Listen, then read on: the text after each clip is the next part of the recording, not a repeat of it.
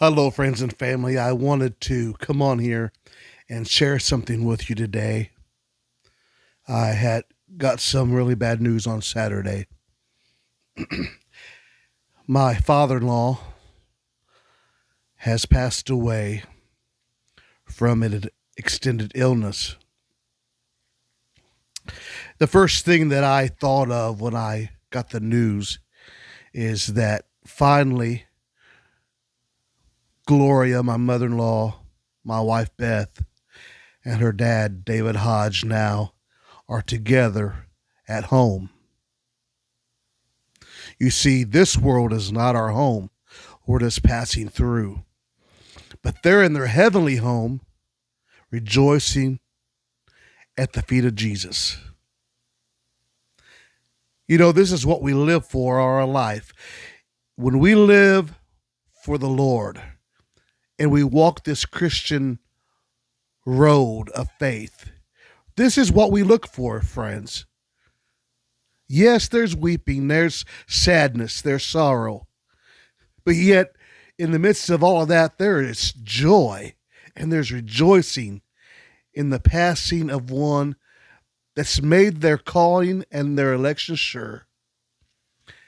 And those three have made their calling and their election sure.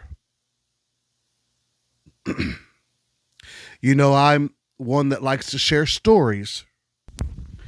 And yes, usually they are funny. And so I wanted to share just a few stories of my father-in-law with you today. I think probably the one that really sticks out the most is back in 1999, me and Beth had been married for about 1 year, and we had decided to go to Marion, move to Marion, Indiana, where my wife was from, and move there and see what we could accomplish there. And when we first moved there, we moved in with her mom and dad.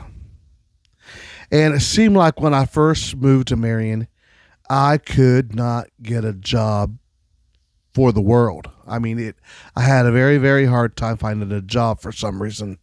At that time, I thought it was for some odd reason. Later on, after I got the job that I got, I knew that the Lord was just holding it back until He put me where He really wanted me. Anyway, I remember I went to a temporary service and they placed me at a place outside of Marion that handles sporting goods. It's a warehouse for a sporting good company. And they put me on the line that was handling a bunch of bowling balls. And after about 6 hours, I just, to be honest with you, I just couldn't take it no more. I couldn't handle them big crates of bowling balls anymore, and I sort of gave up. And I thought, oh my goodness. After I had quit, I thought, oh my goodness. First of all, I don't have a vehicle here. And I'm going to have to walk back home. And second of all, oh, I never thought I'm going to have to face my father-in-law. So I'll never forget walking back that long road down Pennsylvania Avenue, just dreading facing my father-in-law, David Hodge. Oh, what is he going to think about me? What is he going to think about me?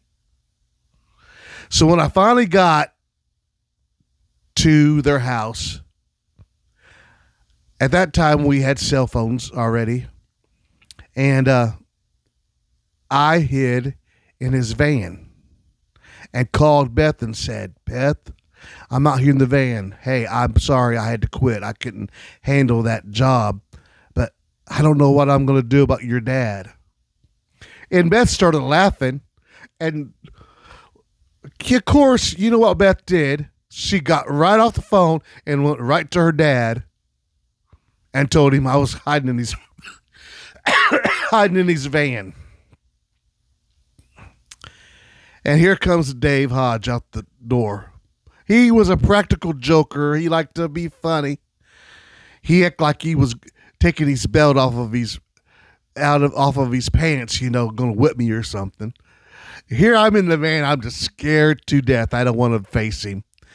He opens the door, and he's got this belt in his hand, and he says, "Kenny?" I said, "Yeah." He says, "Why don't you just come on in here and eat?" And he started laughing.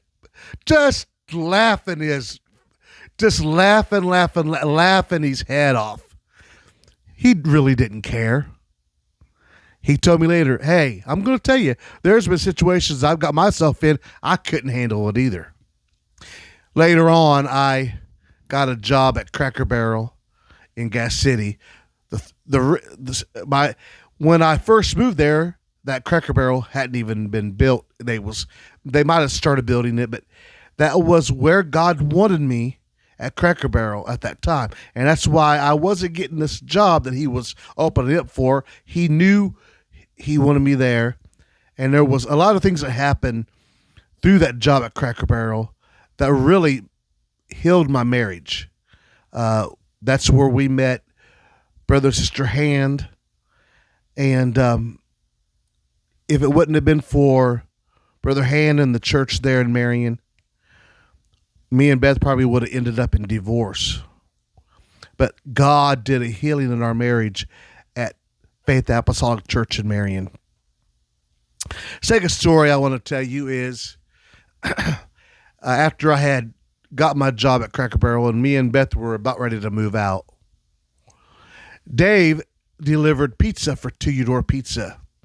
And he would come home real late at night after delivered pizzas all after evening long, just long enough to go into the house, get a couple hours of sleep, and then go into Vogel Donuts and deliver donuts all night long, all the midnight shift long.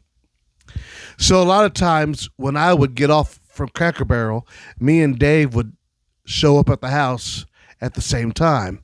Like I said before, Dave was a very big practical joker. So one night when we got there together, I got out of my car and Dave's at the back of his van and he's holding his chest. And all of a sudden he starts acting like he's real sick. Oh, he's moaning and he's growing up. It scared me to death. "Oh, Dave. And all I knew to do was start praying for him. I started praying.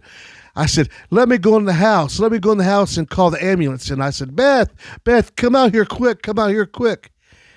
And he's still acting like he's sick. He said, Kenny. I said, what? He says, "Oh, I'm okay. I just thought I'd see how you would react if you thought I was sick." Oh, I was not very happy with that man that night. He had me in tears. Beth would laugh at me. I'm going to tell this. I'm an honest person, but I got to tell this in closing. I never really had a father figure in my life. I just didn't have a father figure in my life. There was some things that happened in my childhood that my father, my own natural father, just was not a real true father figure in my life. So when I first got married, I thought that the world hung on the shoulders of David Hodge. Especially when I moved in with him, there was a deep love that was instilled in my heart for David Hodge. And I remember laying in bed, crying my eyes out because it hurt me so bad to see Dave Hodge working so hard, delivering pizza, coming home and just getting a couple hours of sleep, and then go and deliver donuts all night long. It hurt me. I felt bad for him. And I would cry and Beth would laugh at me. And she'd say, Kenny, it's not that serious. He's done this for a long time. And I would be crying, yeah, but he shouldn't be doing this. And I wish I could do more. And I had a deep love for that man. He was like a father to me. And so, we're going to miss Dave. And I'm just rejoicing today because I know where he's at.